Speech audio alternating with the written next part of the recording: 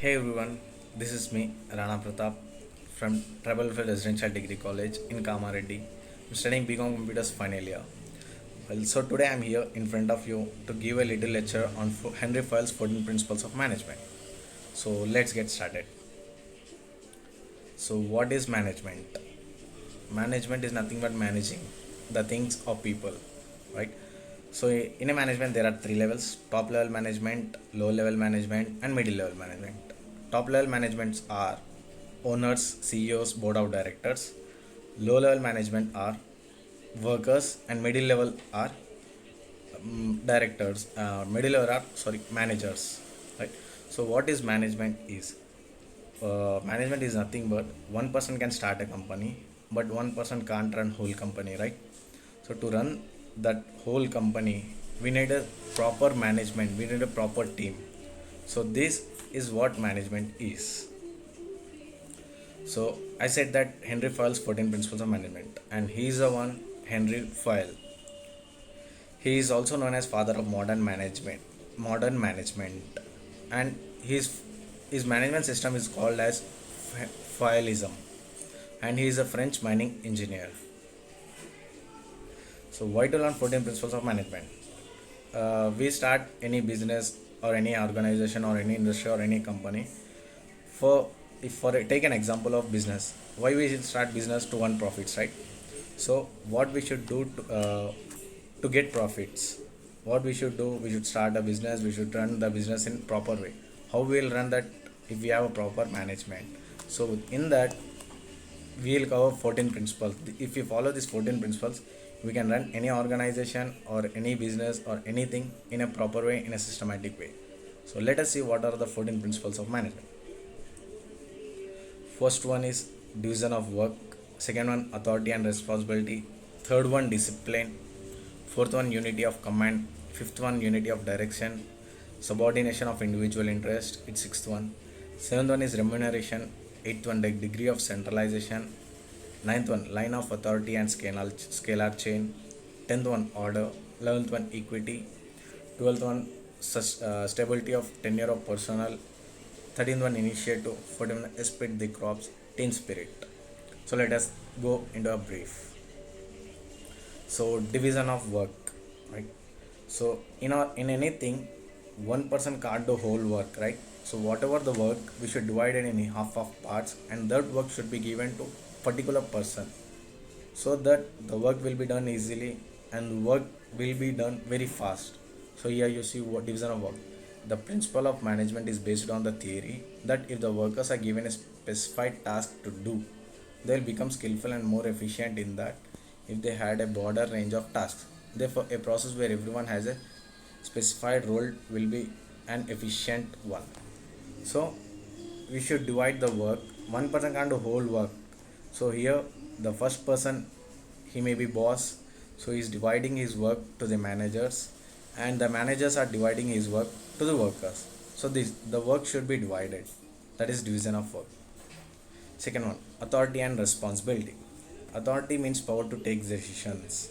So here authority means authority means it is to take a right decision, and responsibility means to give that responsibility to our workers. So if we give that responsibility to, you should do this particular work, he should be accountable to us. We have decision making power. We should be given that work responsibility to the workers, so that they will do that work in a proper way. What it is, see, authority means power to take decisions. Responsibility means obligation to complete the job assigned on time. According to this principle, there must be a balance.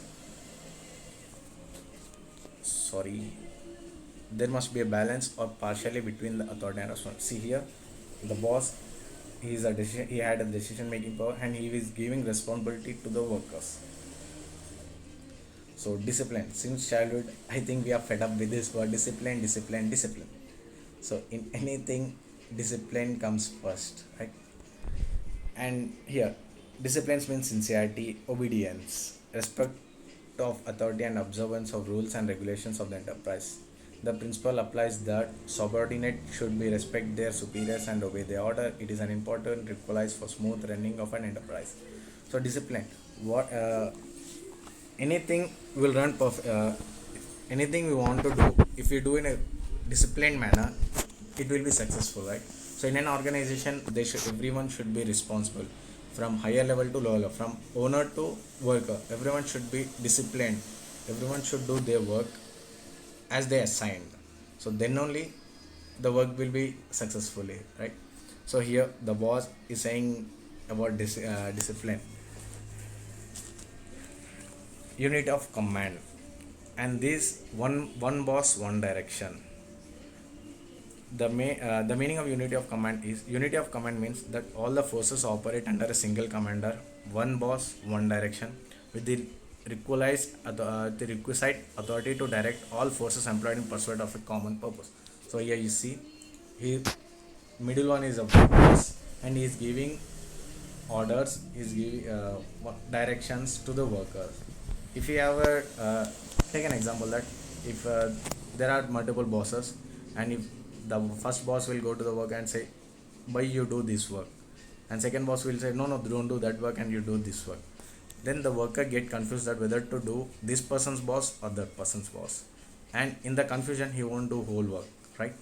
So there should be one boss, and he should give a proper directions to the workers so that they will do proper work. So this is unity of command. Unity of direction. In before, one boss, one decision, one boss, one direction. Here also one head, one plan.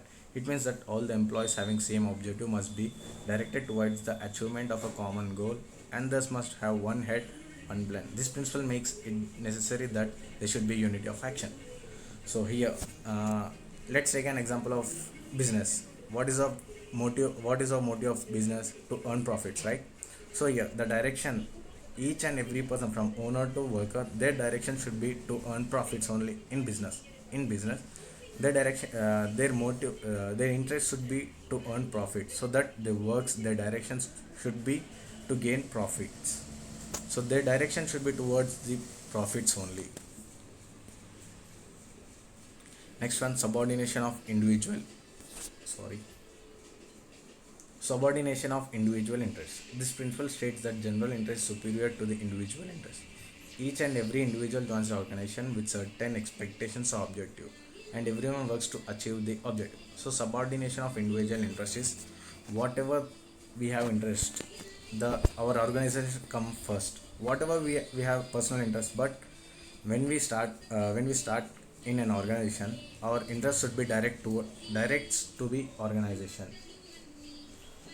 Example of business only. So whatever we have our personal interest, but our interest should be towards the earning profits only. So this is subordination of individual interest. We should take individual interest. Each and every person's interest should to get profits in a business. Each and everyone's interest should be to get profits. That's remuneration. Getting money, right? So that employees should get a fair remuneration, so that employees and owners find equal amount of satisfaction. It's the duty of manager to ensure that employees are being paid remuneration according to that work. So no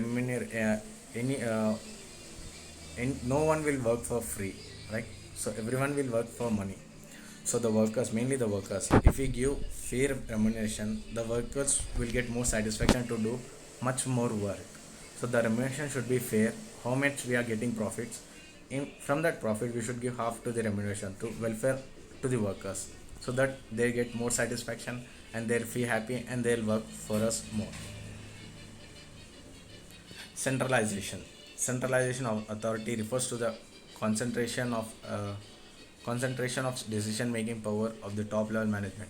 All important decisions taken by the top level, everything which goes to reduce importance of subordination to the managers, middle level management, and then the manager will give the instructions to the workers. So this is called centralization. See here, the main person is taking the decisions, and he is giving orders to the managers, and then it is going to the workers. And next one, authority and scalar chain. As I said, in management, top level, middle level, low level. So scalar chain is a chain that all supervisors from the top level management to the person working in the lower rank. Description. A clear line of communication is very important objectives. So here you see from the top level management to the person working in the lower rank. From top level management, board of directors and CEOs. From there to the managers. From there to the workers. It is called scalar chain. The CEO supervises the work to managers and the managers supervises the works to the workers. It is called scalar chain. Next, order. Uh, According to this, a right person should be placed at the right job and a right thing should be placed at the right place. So here, let us take an example of a classroom. So we'll have board, right? So chalks. The chalk should be near to the board, right? So that our faculty lecturer will come to a class and he'll take a chalk and he'll start giving lecture or class, whatever it may be. So if we keep that chalk in our bag and then the lecturer arrives to our class and he'll search for chalk. If we keep the chalk at the same place where that chalk should be, then he won't search, right? He'll take the chalk and he'll start class. But if we keep that chalk in our bags, he'll come and he'll search for the chalk, right? So right thing, right person should be at right place. According to this difference, a right person should be placed at the a right person should be placed at the right job, and a right thing should be placed at the right place. According to file, every enterprise should have two different orders: material order to a physical resource, social order to a human resource, right? So material order for a physical place, we can take the example of chalk, and social order of human resources, of our faculty, lecturers. And equity is nothing but equality, combination of fairness, kindness, and justice. The employer should be treated with kindness and equity. So this is the main thing in anything. If we treat the persons equally, and we'll start an affection, positive affection towards us, the person and us, will start a positive affection towards. If we treat that, hey, no, you are a worker and I am the CEO. How can I be friendly with you? Then the worker will get negative thinking that, arey, he's in a higher position and he's not he's not treating me as a colleague. So that due to that negativity, he stops working. He can't work with the concentration, right? So there should be equality. The boss or the manager or the worker, they should be equal, same similarities. There should be same treatment for a boss, for a manager, or for a worker. The employees should be treated with kindness and equity if deviation is expected of them. It implies that managers should be fair and impartial while dealing with the subordinate. They should give similar treatment for the people of similar. There should be equal seeing to all the workers, from workers to managers, managers to employees. Sorry.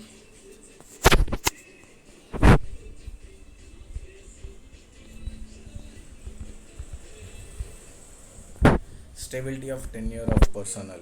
Stability of tenure of personnel is a principle stating in that order from organization to run smoothly.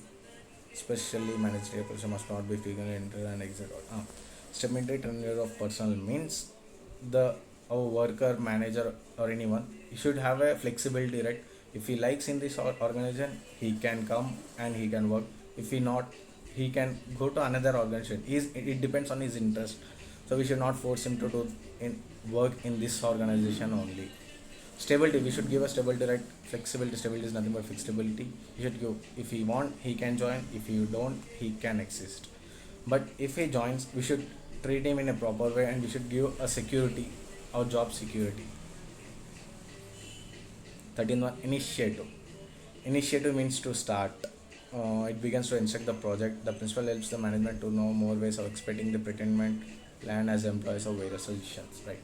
So initiative, who knows, the worker have a great idea which changes the whole company, right? Don't know, so whatever, we should take a new initiatives. That initiate, not only the bosses only have a right to take any initiative, he has a decision making power, but he at the same time he should ask the workers also. If any worker has a great idea, and then if it is benefits to the organizations, and directly it should be implemented in that organization. So taking the first year, see, the workers are showing their ideas, so we should respect their ideas. We should take the initiative steps. Not only the boss can take the initiative step, the workers also. If the initiative idea is helpful to our organization, so directly we can take that idea and we can implement. Team spirit, spread the crops. Actually, we'll say spread the crops. It's a French word, and the meaning of spread the crops is team spirit. So the best example of team spirit, teamwork is here ants. Ants are the best example of teamwork. So to run a whole organization, we need a proper team, right? So whatever the thing, teamwork, whatever we want to do, if we do in a proper team, if we do it with a proper team, surely it will be successful. The principle states that an organization must make every effort to maintain group collection and organization. It not the dividing or complaining, but dividing your own team is a serious error. So team spirit, teamwork. So take an example of this ants only. See that stick holding. If only one ant can't hold that, right? So with the with the teams, the ants are divided into teams, and all the ants are coming, and they are they are holding, right? So team spirit, in anything, team spirit is important. Teamwork, whatever we want to do, if we do in a team, pakka it will be successfully. So here also the one ant can't hold that, right? So all the ants coming together and taking up, and see here we can see the team. All the ants are coming together and they are holding that and they taking to their way. Chalo, thank you for your patience towards my class. I know I'm little bit stuck, but this is my first class. So in the next class, surely I will. I'll take a change, surely. And sorry, rewind. Ah. Second, like if you understand, no problem. Dislike if you don't, and if you stuck between like sagam arda half you understand, half you don't. Comment that. And last but not the least, I would like to thank myself for making this video. And guys, please stay home, stay safe. Thank you.